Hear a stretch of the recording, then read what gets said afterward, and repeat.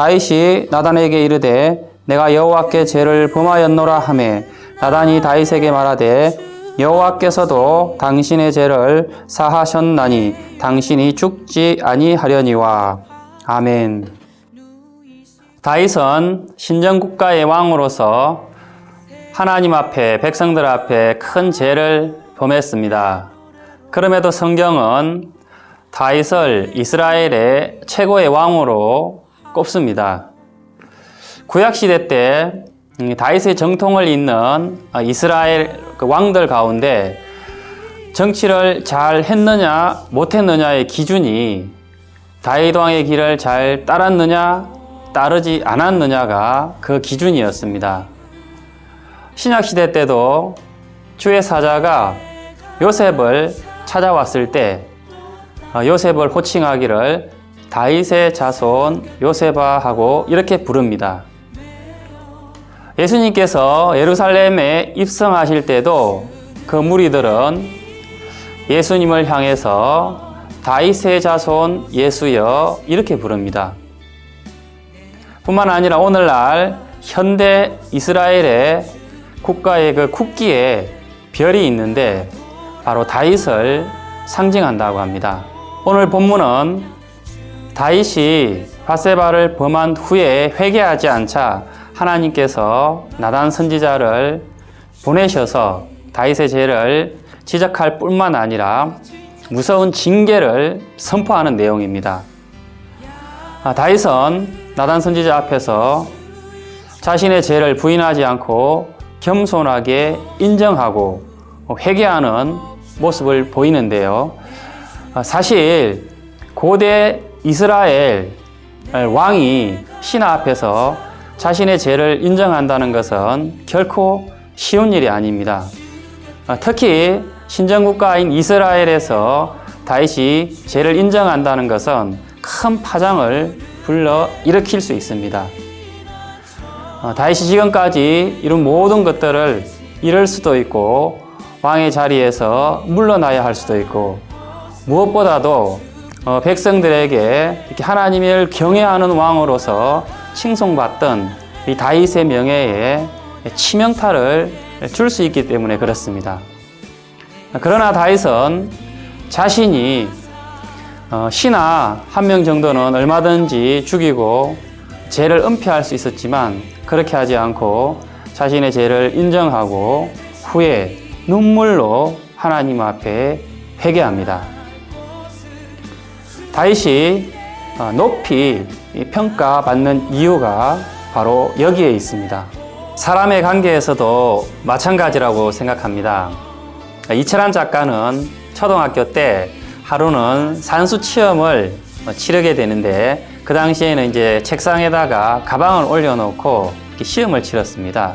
근데 선생님께서 간혹 바쁘시면은 학생들끼리 시험지를 교환해서 점수를 이렇게 매기도록 하지 않습니까?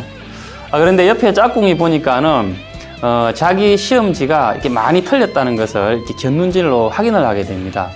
근데 자기 친구 거는 아주 시험을 잘 보았기 때문에 이철환 작가가 그 시기심 때문에 친구가 정답인데도 2개를 틀렸다라고 채점을 한 것입니다.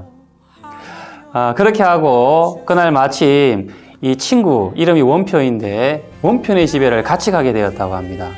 가보았더니 이 친구가 아주 가난한 그런 집에서 살고 있었는데 거의 판잣집과 같은 집에서 여동생은 심장병으로 인해서 학교도 가지 않고 그냥 집에만 누워있고 또 엄마 아빠는 일용직으로 이렇게 공사장에 가서 일을 하시는 그런 분이었습니다.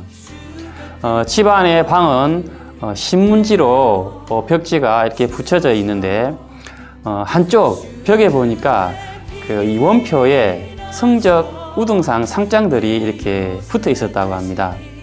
근데 이 어린 이철환 작가가 그 상장을 보았을 때 그 상장이 이 집안에 그 어둡고 춥고 가난한 원표의 집안에 어떤 등불과 같이 소망과 같이 그렇게 보였다고 합니다.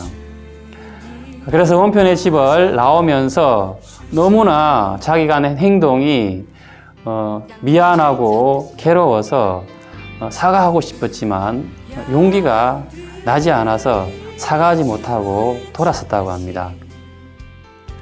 그렇게 세월이 흘렀는데 이철환 작가 마음 가운데 계속 남아있다가 한 3, 40년이 지난 후에 TV의 어떤 프로그램을 통해서 친구를 찾게 됩니다. 그 프로그램에서 원표에게 그 당시에 있었던 자신의 잘못을 이야기하고 용서를 구하게 됩니다. 원표 일 말고도 그때 내가 왜 그랬을까? 저는 그런 일들이 삶의 요소요소에 정말 많았어요. 그런데 왜 그랬을까 다시 생각해보면 이런 생각도 해요. 그 시절로 다시 돌아가면 나는 안 그럴 수 있을까? 자신이 없는 거예요. 제가 어리석었든 철이 없었든 그 시간이라는 강물, 그 혼돈이라는 시간의 강물을 건너야만 비로소 깨닫게 되는 게 있더라고요. 그 시간을 건너지 않으면 깨달을 수 없는 거죠. 안 보이는 거죠. 많습니다. 저는 지금도 미처 사과하지 못하고 용서를 빌지 못하고 넘어온 일들 많고요. 왜 그랬을까 생각하면 가슴이 너무 아프죠. 그 타이밍을 놓친 거예요. 저는 놓친 거고 지금 가슴을 치는 거죠. 사람은 누구나 실수할 수 있다고 생각하거든요. 그리고 틀릴 수도 있다고 생각하고 있고요. 그리고 세상은 이미 그걸 다 알고 있습니다. 사람은 누구나 실수할 수밖에 없다는 거, 틀릴 수밖에 없다는 거. 그럴 때 틀렸다고 용기 있게 고백하고 잘못했다고 용기 있게 고백하는 거, 저는 되게 멋있는 것 같아요. 개인적으로 참 좋아하는 이철환 작가가 자신의 어렸을 때 그런 과오를 솔직하게 이야기해주는 모습에 찬사를 보내고 또 고개가 숙여집니다. Lead from within의 최고 경영자 롤리 다스칼은 이런 말을 했습니다. 잘난 사람들의 성공 스토리는 차고 넘친다. 그러나 그 성공 스토리 이면에 있는 수많은 실수와 잘못은 숨겨지거나 남 탓으로 돌리는 경우가 많다. 사람을 감동시키는 것은 잘나고 성공한 사람들의 이야기가 아니라 약함과 실수를 인정하고 늘 자신을 깊이 돌아보며 돌이키고자 하는 솔직한 고백이다. 가장 약하게 느껴지지만 실은 가장 강한 때이다.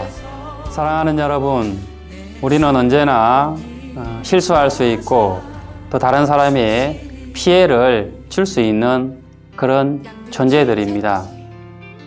하나님의 아름다운 사람은 자신의 실수를 솔직하게 인정하고 또 상대방에게 먼저 사과하고 용서를 구할 줄 아는 그런 사람이라고 생각합니다.